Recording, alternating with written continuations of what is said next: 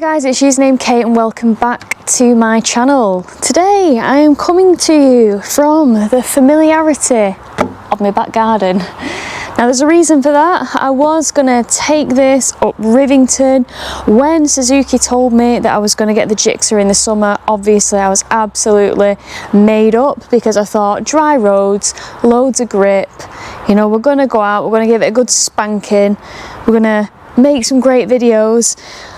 And then here I am stuck with suspected labyrinthitis, which means I'm super dizzy all the time. I feel like I've necked 7 cocktails at the bar. Obviously I'm stone cold sober, but my balance is deeply affected.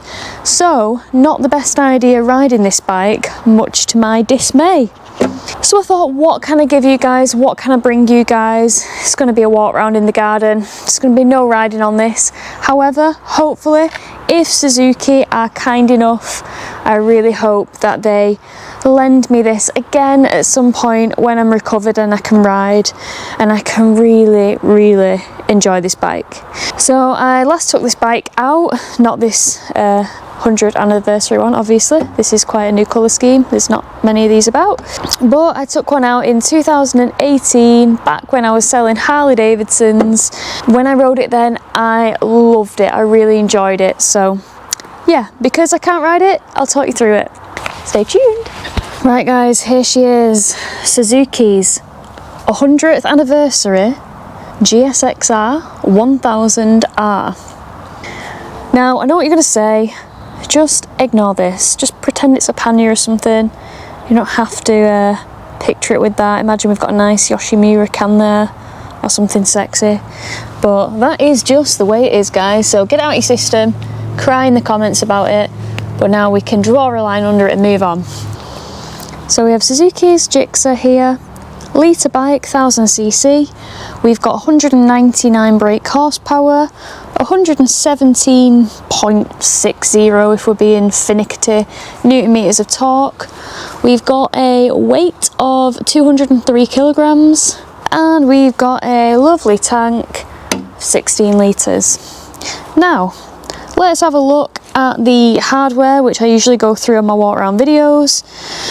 At the front, you've got Showa suspension. I do love a gold fork. I'm a bit of a tart, bit of a magpie, love the bling. Now these forks are Showa BFF, best friends for life. Joking, they are balance-free front forks.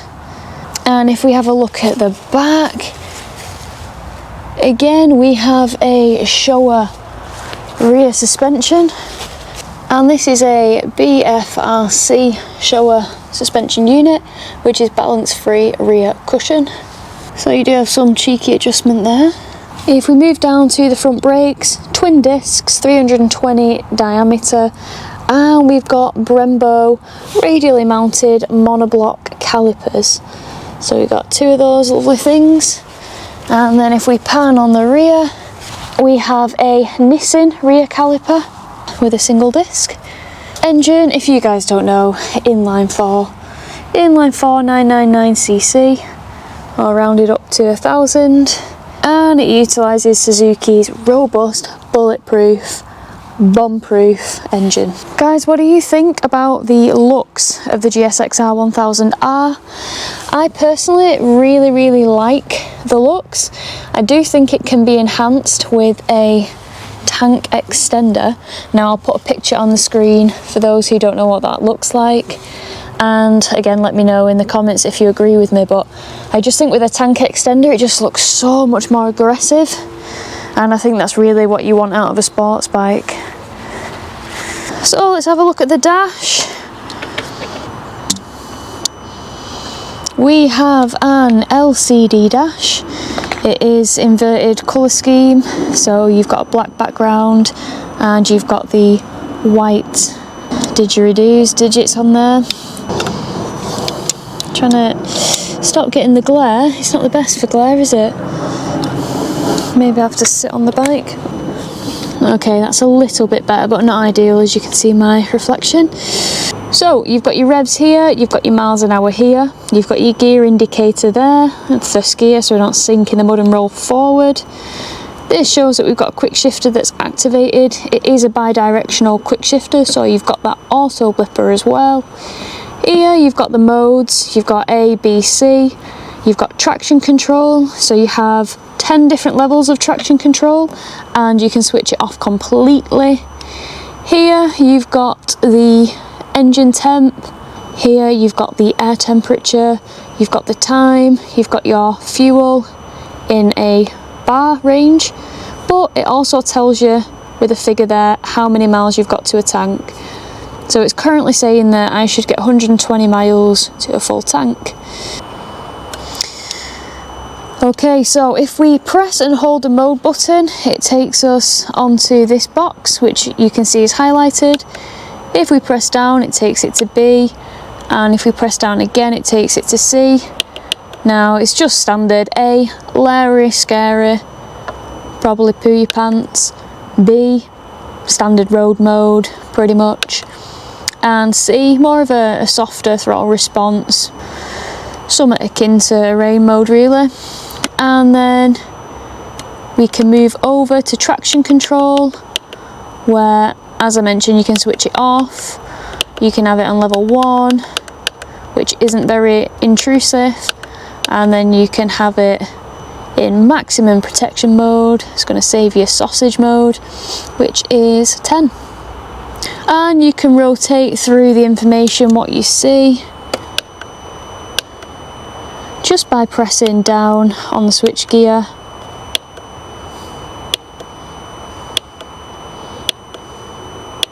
And it rotates you through the screen, which is pretty good. Now, typical Suzuki style, you have got the quick start, so you literally just have to flick it and it'll fire up. You don't need to press and hold it in. You've got low rev assist. You do have launch control on this bike. Now, I've used launch control on the bike that I was borrowed in 2018, so I'll just insert a quick clip here. So before I mentioned that I was going to try and find a suitable place to practice some launch control, see what that's all about, I think I found the perfect spot. I say perfect, near perfect. There's a junction just up there where cars pull out, so I'm going to go just past it, so I've got a nice clear run, and then just see what it is about. Let's get going.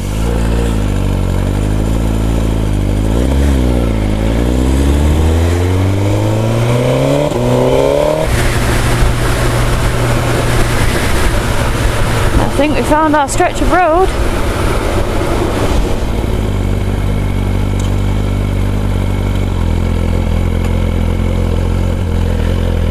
Okay, so what I've heard about launch control is that you have to press and hold the start button for around 3 seconds, and then on the dash the modes then turn to L and L, which means it's in launch control with any luck. So the theory is you're supposed to hold it at around 10,000 revs, or the bike holds it at 10,000 revs. I'm not quite sure. I'm sure I'll figure it out very soon. The theory is that you don't just dump the clutch, you just let it out, but obviously you're at 10,000 revs, so a little bit nervous to try it because you're putting your faith in the electronics here, because if for some reason launch control does not work, I will be looping a £16,299 bike, which isn't mine. Excellent. So yeah, I'll give it a go and see how we get on.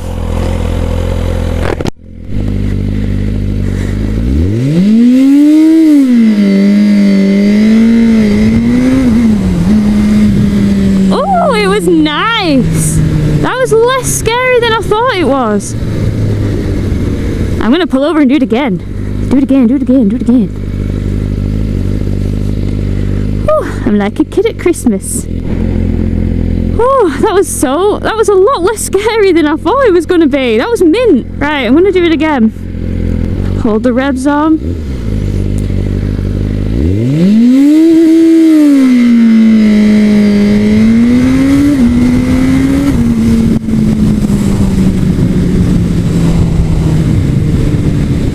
What a nice feeling.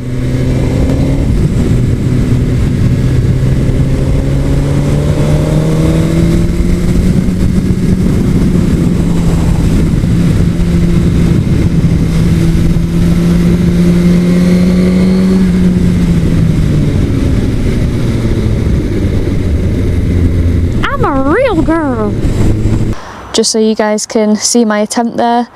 Pretty good that I haven't got this bike to be able to ride, because I did want to redo this launch control video, but just enjoy it for what it is. Right guys, it is absolutely not wise for me to push this bike around. Usually I show you sort of how it is weight wise to move. 203 kilograms, pretty light, not bad. Seat height, now it's got a seat height of 825 mil. I am a 5'4" individual with a 29-inch inside leg measurement. So this is kind of how I fare on the sports bike, or the GSXR specifically. Now just a disclaimer before anybody cries, I don't ride in my trainers or my leggings or a t-shirt. So this is what it's like for me to sit on this sports bike, to sit on the GSXR1000R or the GSXR1000R. From memory, when I rode this in 2018, I do actually recall it being one of the more comfy sports bikes that I've ridden. But as you can see, bending the knee, pegs quite high, bars aren't too dropped. You don't feel like this, you don't feel like it's sort of all weighty. But yeah, absolute travesty that I can't ride this. But this is what it is like, height-wise for me. Right, please go back on this rock. Please don't sink. Please don't kill me, please. Whew. Job's a good one. So guys, as you're aware, BikeShare sponsor my channel. Now, these guys are an insurance broker, 5-star rated, and the best way to really eke out a good price from these guys is to give them a call direct. Now, the phone number is in my description below in case you are in the market for insurance. Check them out, say Usernamekate sent you, who knows, you might even get a bit of a discount. So I spoke to my contact Nick, and I asked him how much would it be to insure me on this wonderful, almost 200 brake horsepower sports bike. And he said fully comprehensive for a year, based on the fact that I am a 30-year-old female residing in the wonderful town of Bolton. He came back to me with a price of £800. Sports bike life, isn't it? But at least it's a little bit cheaper for me to insure than the Booster. So again, massive big up to BikeShare for sponsoring me. So guys, thank you so much for tuning in and watching my channel. I know it's not as dynamic as it usually is, but I am somewhat incapacitated. So thank you for your patience, thanks for sticking around, and thank you so much for all your well wishes.